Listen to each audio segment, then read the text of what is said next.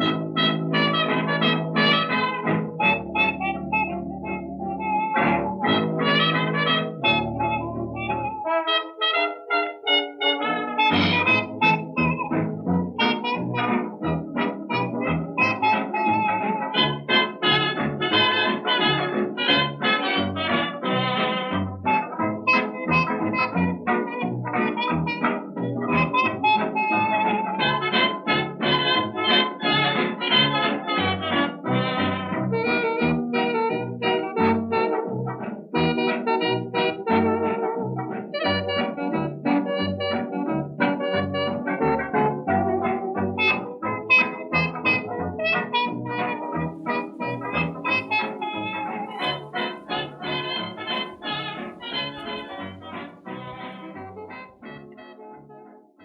them a few crostinis, shall we, Yep, today? just to get underway. Just to get underway. This is, normally we would do this under the grill, but as we're in an outdoor situation Al today. fresco Al feasting. fresco. So this is just a bread, French bread, you can use any bread. The Italians like stale bread. Just toast it. Normally we just toast it and then have this mixture, which is really a paste of anchovies, the tin variety that you can get in any supermarket, really nice and salty. Loads of garlic and chopped onion I put in and put it through the, what we call them the whizzies, but you know, the food blender.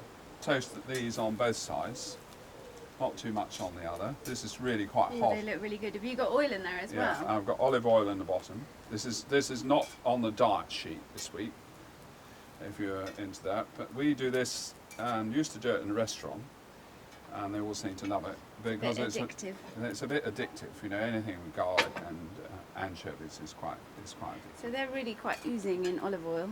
Yeah, Oh, lovely. yeah. So you don't need to toast them too much, or grill them in this case. Food should be simple and fresh. Do you say this has got butter in it? No, it's got butter, anchovies, garlic, and onion. Do you want me to put it thinly or thickly? Oh, quite thick. We like to taste it. Oh, yum. It smells heavenly. Is Quite that right? nice colour. Yeah, you do. Brilliant. As I say, you can use any old bread you've got in the fridge. You know that, and if you've got dinner party, this is a great thing Let's start. just to give to them so they can wander around a glass of whatever champagne in the hand and nibble away at these. It saves you maybe from having to give them a starter as well. You know, give them 2 or 3 of these, and certainly the girls don't want much else really. There we go. There we go. One for the camera. We'll have one. Shall we? Yeah, definitely. Yeah. Oh, that's lovely. That's That's why just strong enough. Always managed to stay so slim.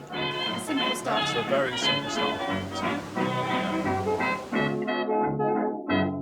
Well, the gap's too hot for comfort and can't get ice cream cone. Oh, it ain't no sin. Take off skin, dance around your bones. When the leaves is in concentration of the music, softly moan. Can't stand What are you after this morning? Well, I have this pigeon breast you've been keeping for me. Oh, right, That's yes, all right. yeah. Yeah. And you're all right, though? Well, keep fine, yeah. How are you enjoying your retirement? That's marvellous. Absolutely Yeah, marvellous. well. I miss all those ribs of beef I bought off you there. Nothing bad. So Nice marvellous. pigeon breasts for you. Marvellous. Yeah, you didn't shoot yourself this time. No?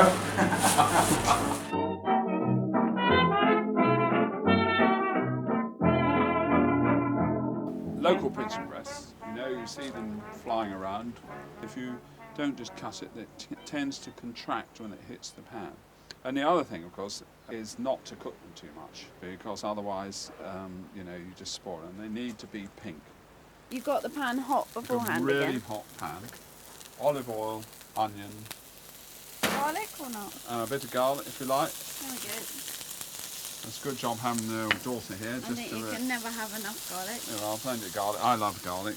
We all love garlic. Bit of parsley, perhaps give it a little, you know, boost. It looks like a work of art in itself. Yeah, it's lovely, isn't it? Yeah, the bacon. The green and what have you. Smell it, and the parsley. And they need, of course, a bit of seasoning. I use the old sea salt.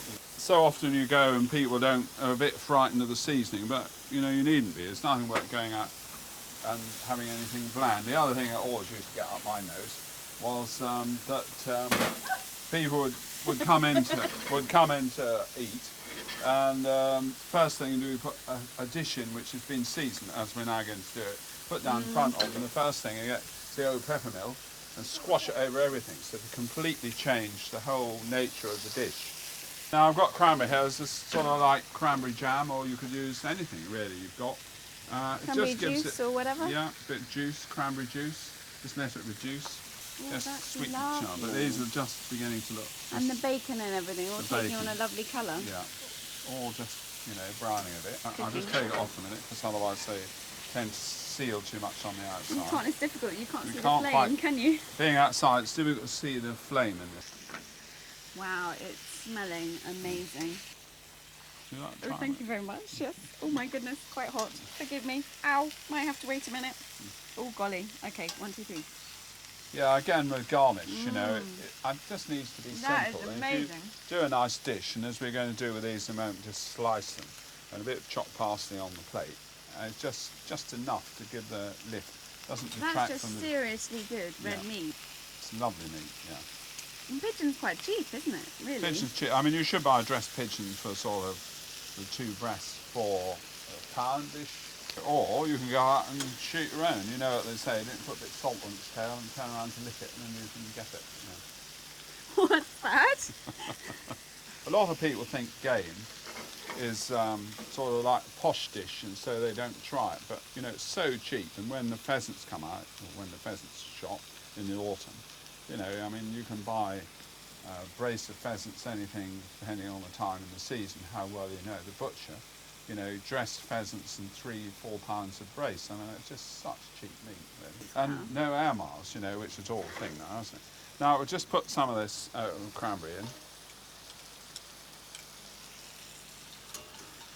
You've got a spoon here, no? Yeah, So there's a little one. No, I'll use it. Okay, And here's wow. the pigeon. And to serve it, all you need to do is turn it that way and just slice it thinly. Look at that, just so it's pinky.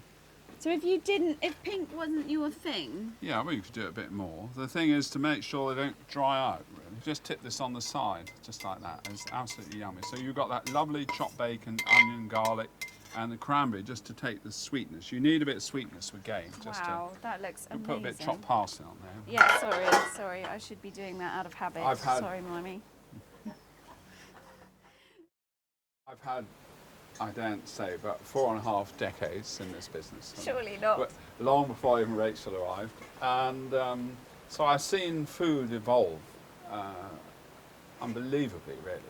When I first came into the business, of which I'm now sort of retired, people used to go out to eat roast chicken and Prawn well-done cocktail. T-bone steak, prawn cocktail.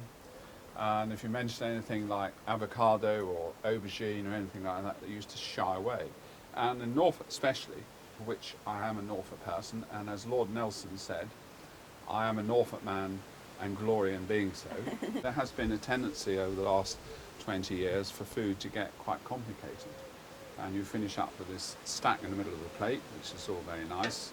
So often, the original thing is disguised, whereas I think the food itself, the taste of the food, of the actual meat or fish, should be allowed to come out.